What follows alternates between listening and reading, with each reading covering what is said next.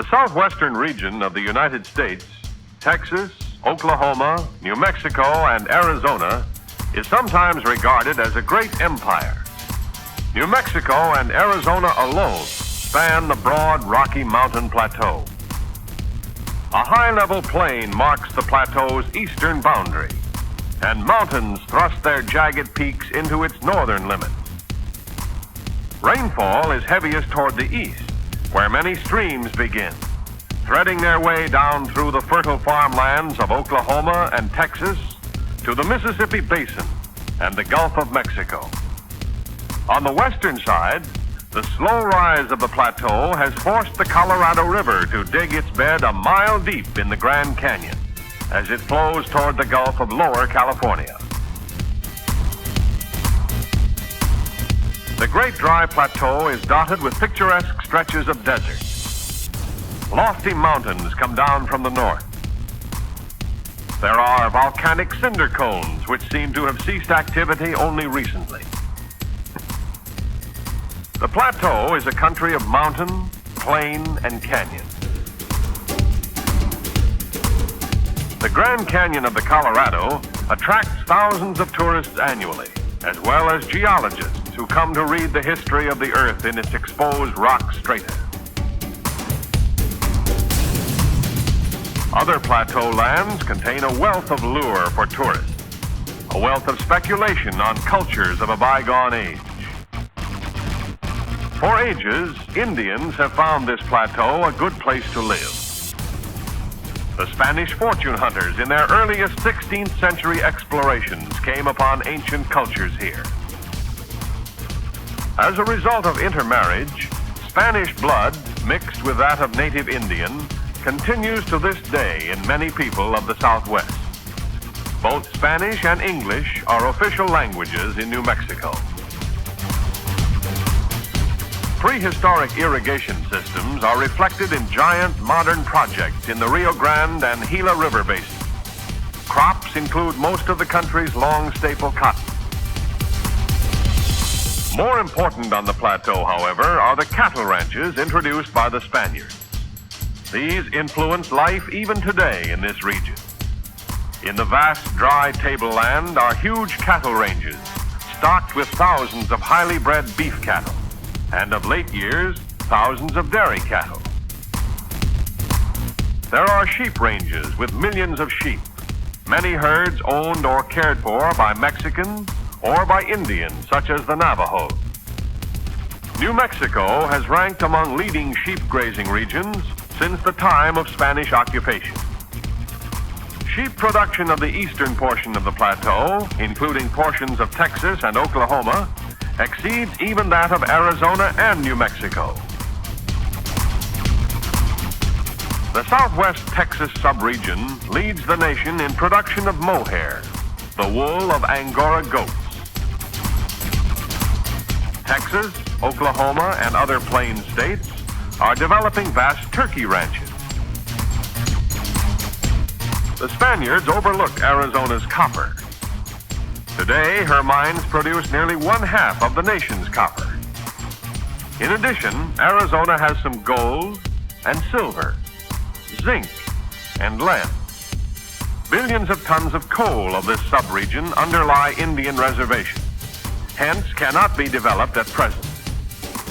New Mexico is coming to the fore as a producer of petroleum and also produces some copper, silver, gold, and coal. The vast state of Texas and her sister state Oklahoma to the north are the more fertile portion of the Southwest, where rainfall is heavier.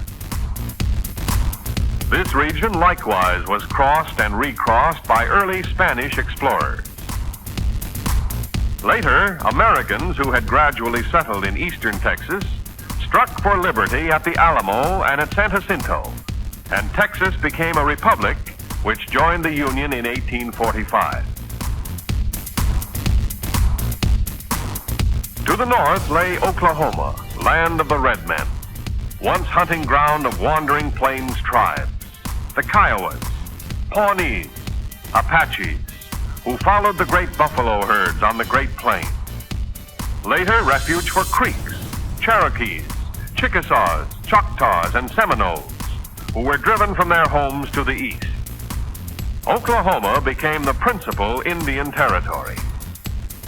Today, it includes remnants of 88 tribes in its 120,000 of Indian ancestry. Today, nearly 9 million of the Southwest's 11 million people live in the fertile region of the Eastern Plains and Gulf Coast.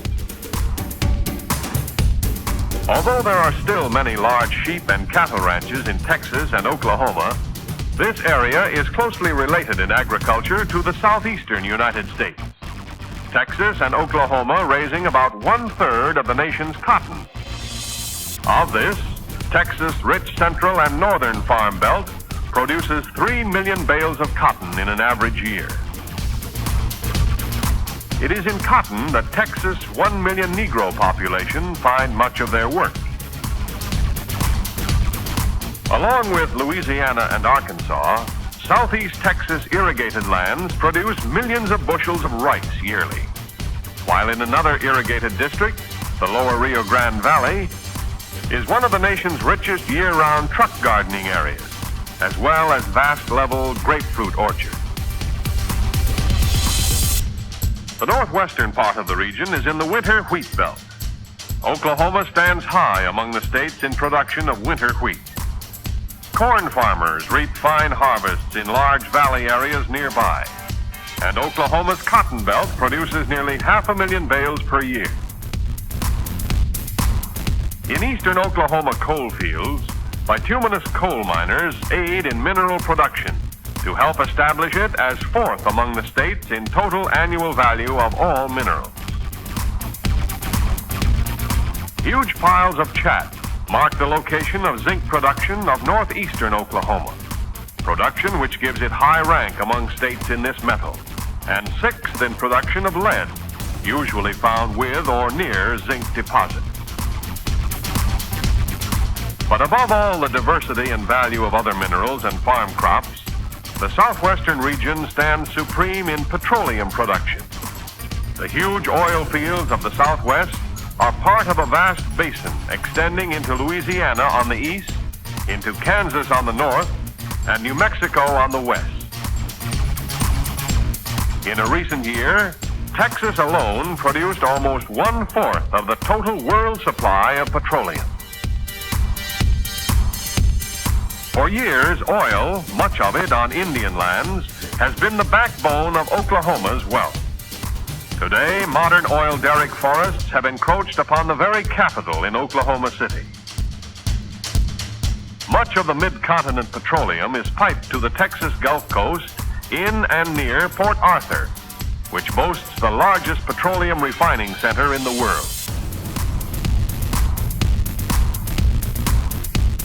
From such Texas Gulf ports as Beaumont, Port Arthur, Houston, Texas City, Galveston, and Corpus Christi go a variety of products to the eastern seaboard, to Europe, to South America. Thus, the Southwest supplies raw materials, petroleum, cotton, copper, grain, fruits, vegetables, cattle, and sheep.